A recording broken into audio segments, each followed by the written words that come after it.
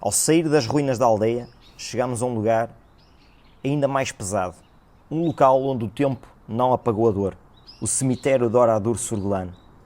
Aqui, entre lápides silenciosas, descansam os restos mortais das 642 vítimas deste massacre impiedoso.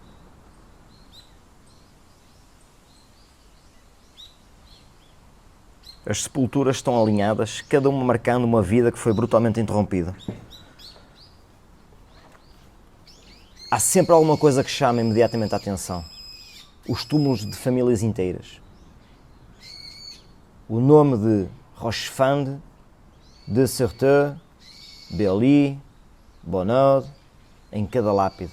Não há apenas um nome, mas 3, 4, 5 membros da família.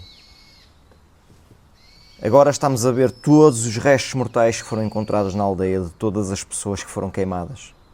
Estão todos reunidos aqui dentro. Pode-se ver um crânio, uma mandíbula, fémur. Isto foi uma das partes que mais me impressionou.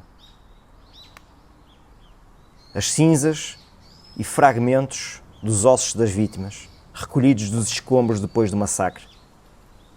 São restos humanos carbonizados impossíveis de identificar. Cada um daqueles fragmentos representa uma vida que foi apagada sem piedade.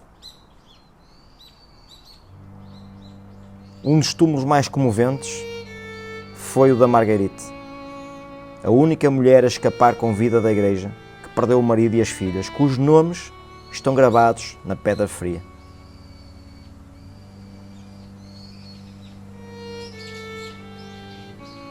Ao passear pelo cemitério sente-se o peso da história. Não há palavras suficientes para descrever a sensação de estar aqui. Não é apenas um local de enterros. É um testemunho de horror e sofrimento. As flores deixadas por visitantes e sobreviventes são um lembrete de que, apesar do tempo, Oradour nunca será esquecido. O silêncio que se sente neste cemitério não é apenas um respeito.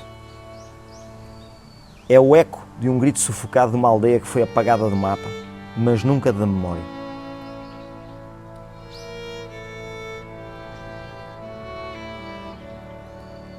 O cheiro a carne queimada invade o ar.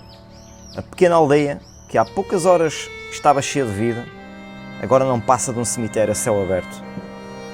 Quando o massacre termina, os soldados afastam-se, calmamente, como se nada tivesse acontecido. Mas as marcas da barbárie ficarão para sempre.